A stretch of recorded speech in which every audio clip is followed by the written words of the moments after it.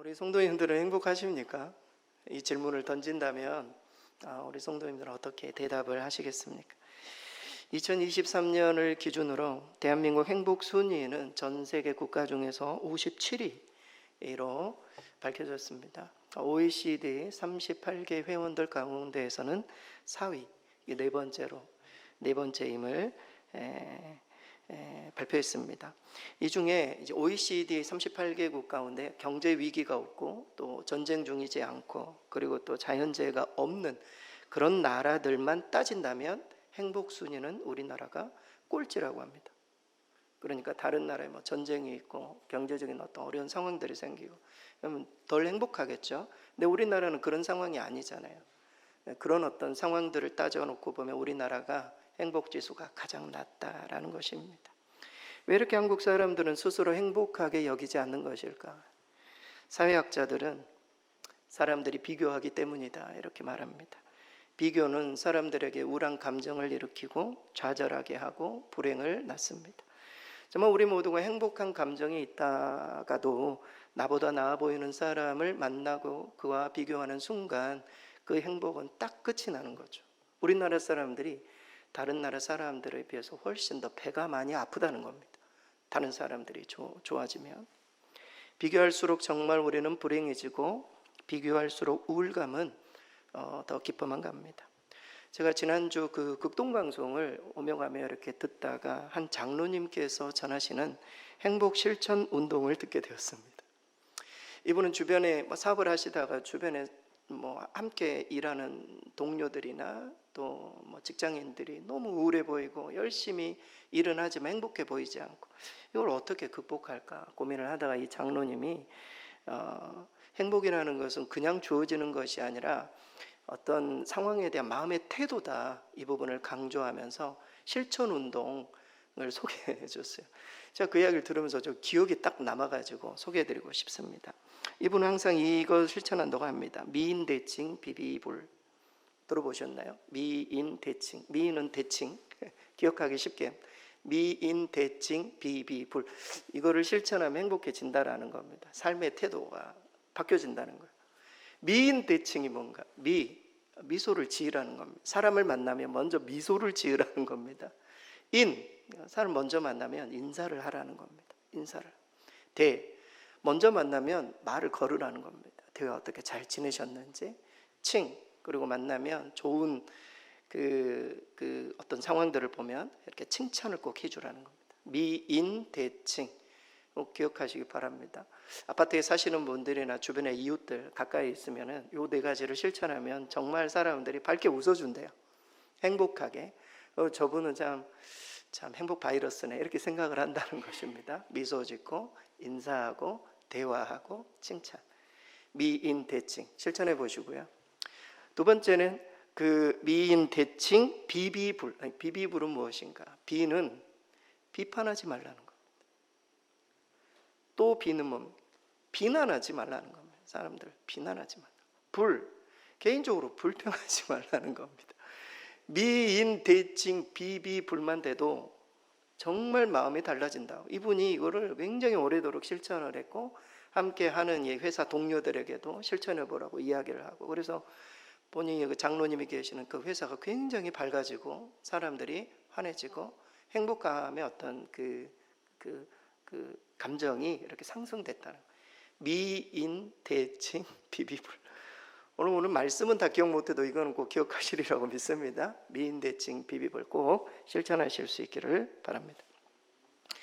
하지만 우리가 행복을 가져다주는 여러 좋은 습관들을 우리가 실천하고 산다고 해도 실제로 행복한 사람이 되는가? 이것은 또 다른 문제입니다.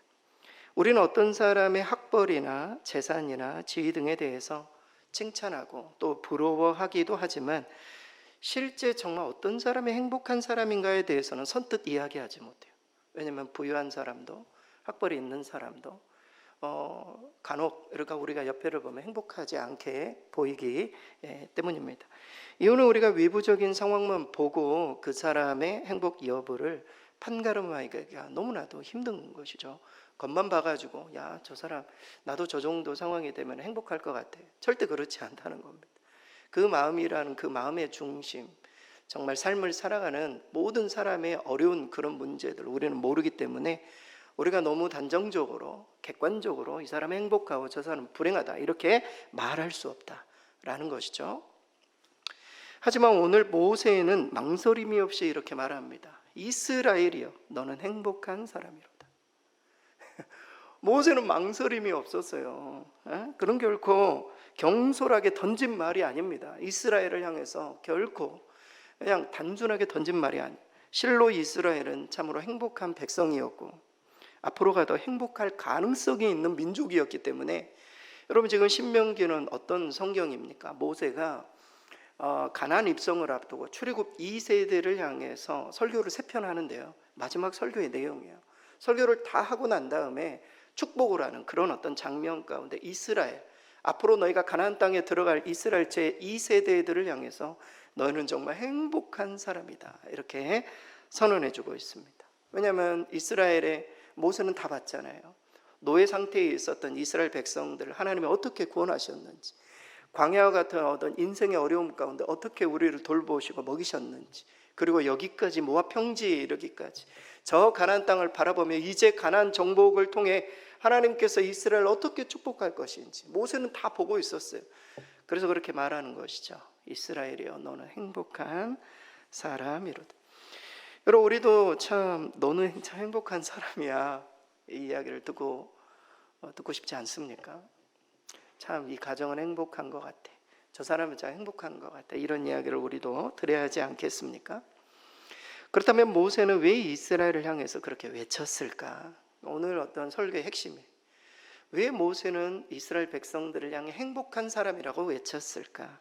이것을 살펴보면서 성경에서 말하는, 특별히 구약에서 말하는 행복한 사람은 어떤 사람인지 말씀을 통해 확인하고 우리의 삶에 적용해 보는 시간을 갖겠습니다. 먼저 모세가 이스라엘을 행복한 사람이라고 말했던 첫 번째 이유는 그들이 구원을 얻은 백성이었기 때문입니다. 성경은 구원받은 백성을 행복한 사람이다 이렇게 선언합니다. 오늘 본문의 29절 전반절 말씀 우리 스크린 보고 우리 같이 한번 읽겠습니다. 이스라엘이여 너는 행복한 사람이로다. 여호와의 구원을 너같이 얻은 백성이 누구냐? 구원을 너같이 얻은 백성이 누구냐? 실제 이스라엘은 노예 상태에서 출애굽의 엄청난 기적을 통해 구원을 받은 백성이에요. 우리가 여러 어떤 그 상황들 속에 예수님을 믿게 되고 했지만 이스라엘 백성만큼 이렇게 구원을 받은 백성이 진짜 있을까요? 할 만큼 모세는 홍해의 기적도 경험했잖아요. 정말 이 바다가 갈라지는 그런 모습을 통해 하나님이 이스라엘을 어떻게 구원하셨는지 그것을 실제 체험했기 때문에 너희들은 정말로 행복한 백성이다 이렇게 말하는 것입니다.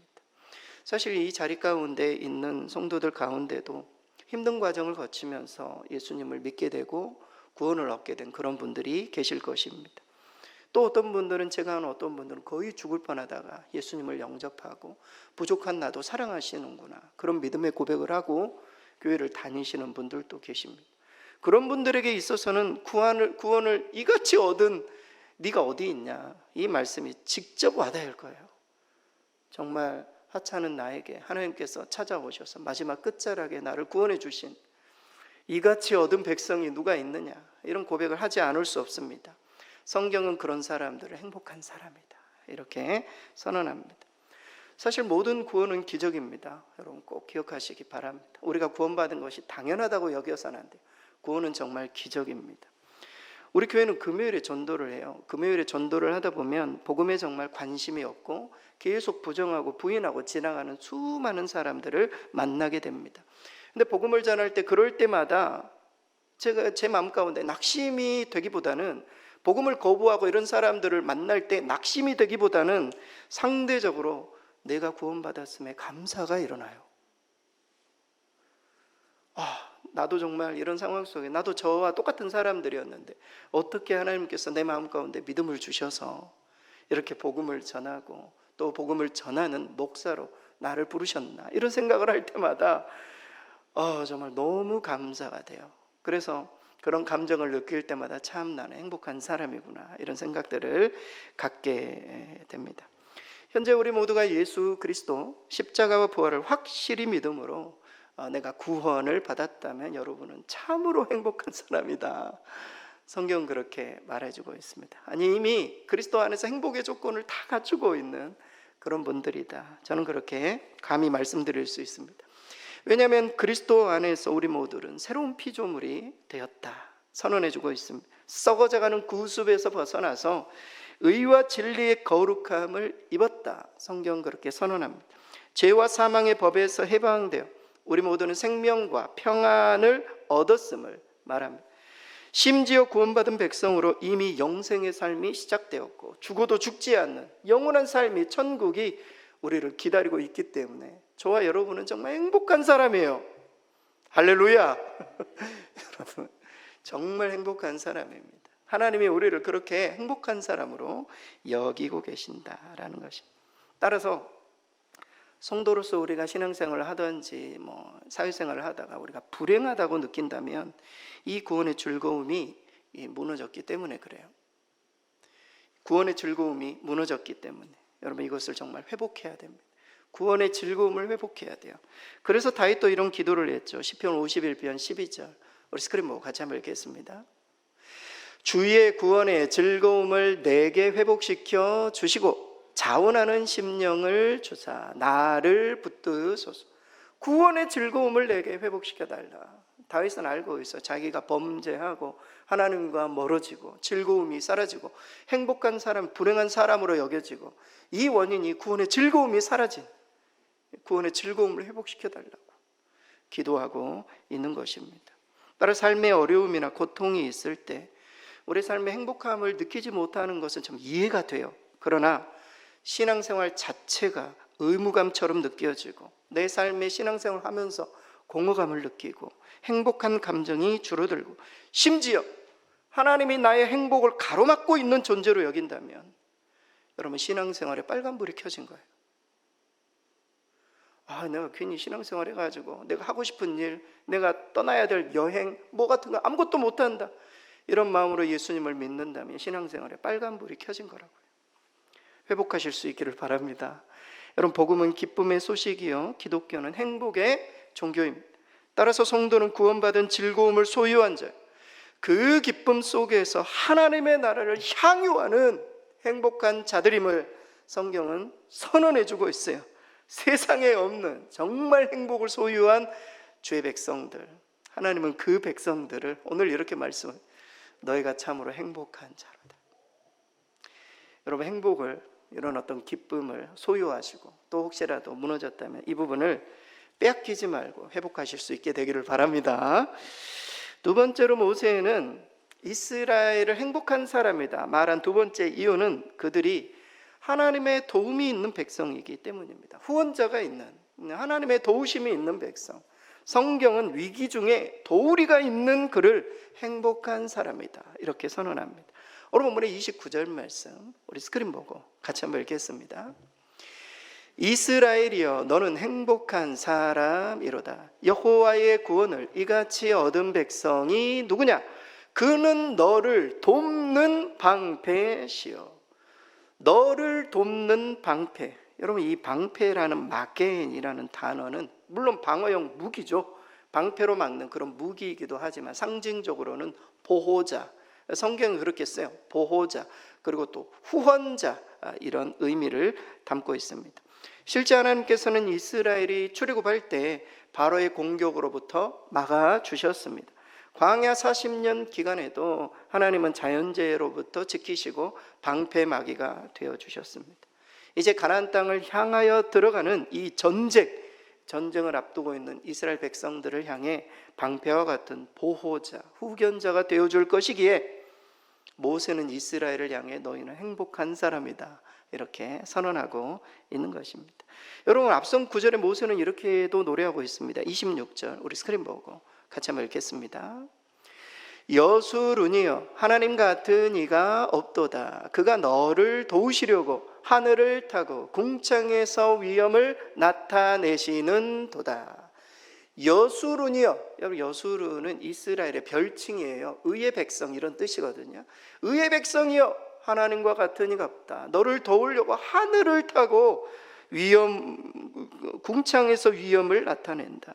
그러니까 이스라엘 백성들을 보면 하나님께서 도와주시고 하나님께서 지키시는, 모세는 그것을 경험했기 때문에 앞으로 가나안 땅에 들어가도 하나님이 반드시 도와주신다, 이런 믿음이 있었기 때문에 이스라엘 백성들을 향해 너희는 정말 행복한 사람이다, 이렇게 말해주고 있는 것입니다. 사실 세상의 온갖 위험과 우리 모두는 생존 경쟁 속에 살아가고 있습니다. 불안을 느끼면서 살아가는 우리 모두에게 후원자가 있다는 것은 엄청나게 큰 힘입니다.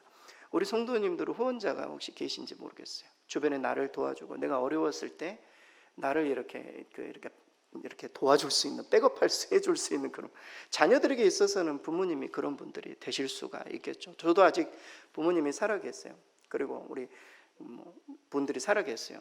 저도 이렇게 목회를 하다 힘들었을 때 부모님들이 많이 도와주시기도 하시고 기도해 주시기도 하시고, 후원자가 있다라는 것, 백그라운드가 있다라는 것, 정말 이 세상에 외롭지 않게 그 길을 걸어갈 수 있도록 해주는 참으로 큰 힘이기도 합니다.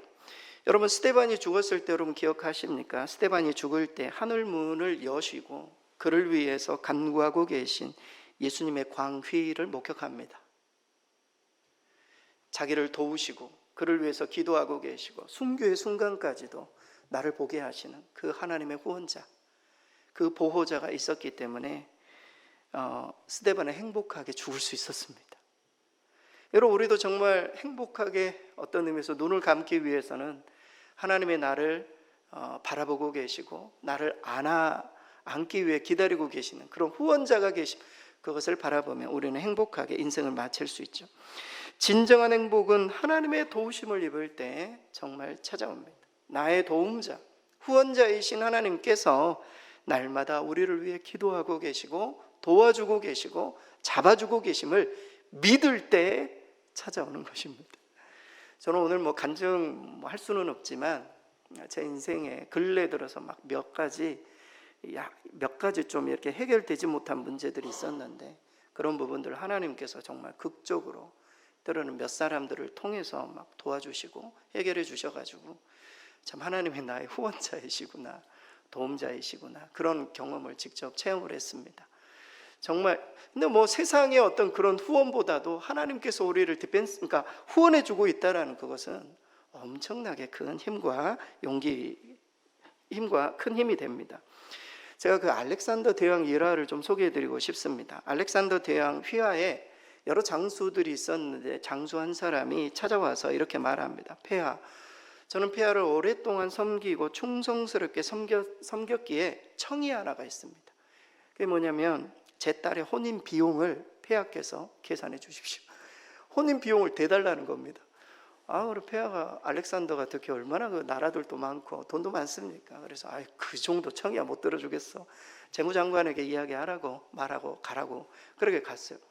시간이 지났는데 재무장관이 한 며칠 후에 찾아왔어요. 그래가지고 폐하가 지금 손해를 보고 있다라는 겁니다. 저번에 청을 들어달라고 해가지고 혼인잔치 그거 해가지고 그분을 돕기로 했는데 그분이 결혼식을 너무나 호화롭게 너무나 크게 그렇게 하고 있고 세상에 엄청나게 많은 사람들을 전부 초청했다라는 거예요. 그래가지고 아무리 자기가 생각해도 폐하를 이용하는 것 같습니다. 그래서 이렇게 놔두다가는 좀 어려울 것 같습니다. 이런 이야기를 하는 거예요.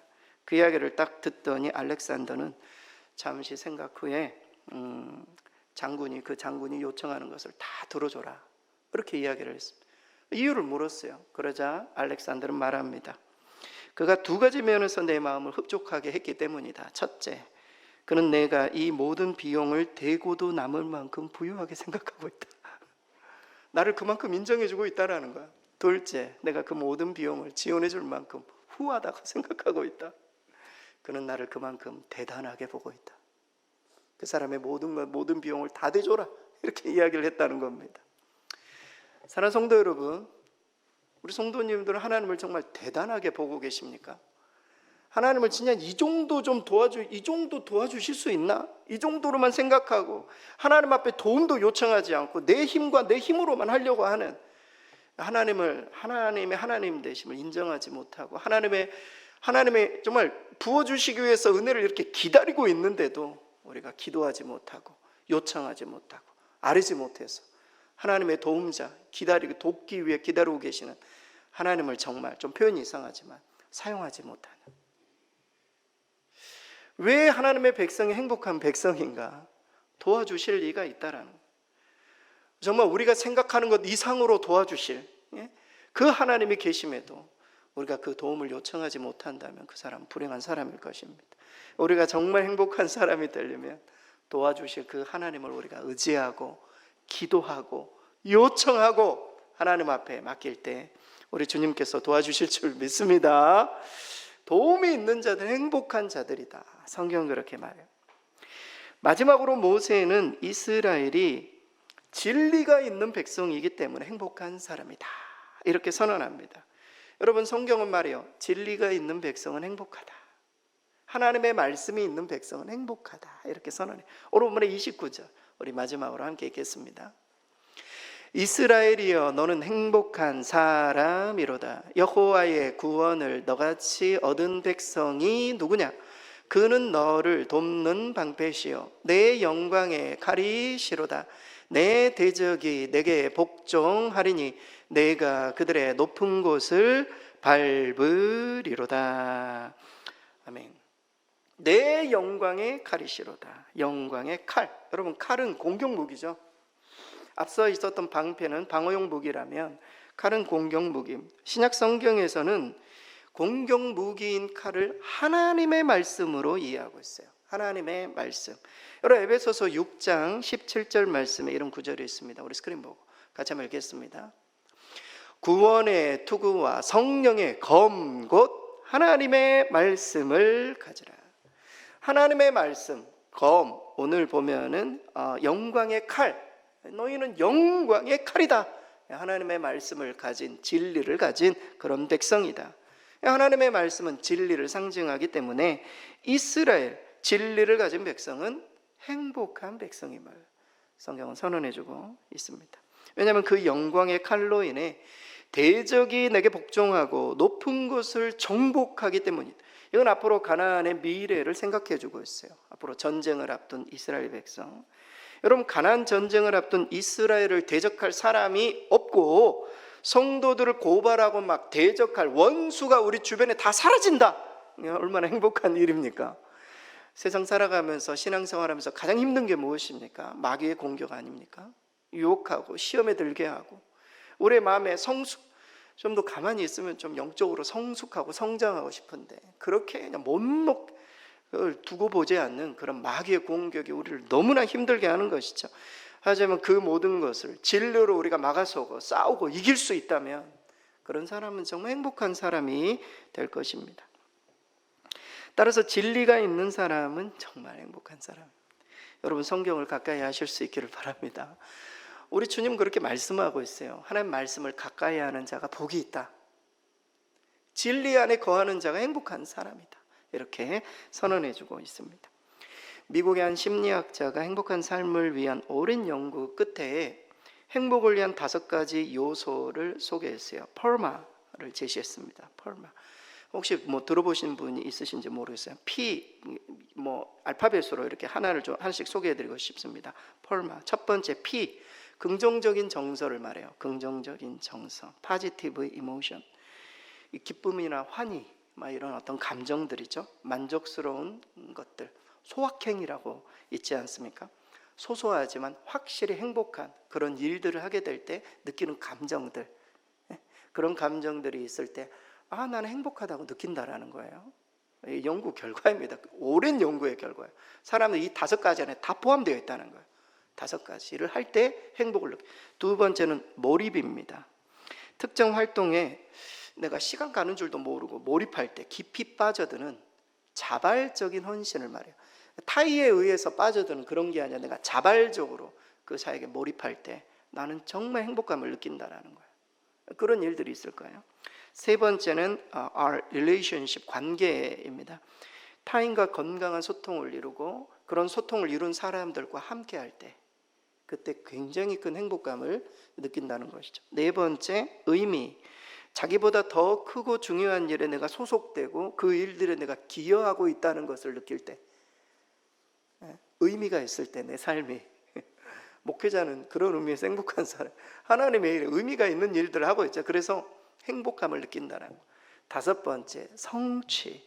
단순한 물질적인 어떤 보상을 넘어서 이루고자 했던 목표의 성취, 성공에 대한 어떤 그러니까 성공 자체에 대한, 그러니까 자아 실현을 말해요. 자아 실현. 내가 꿈꾸었던 일들을 성취하는, 그럴 때 너무나도 행복감을 느낀다라는 것입니다. 이 다섯 가지 요소가 행복한 삶을 위한 핵심적인 실천 요소이다.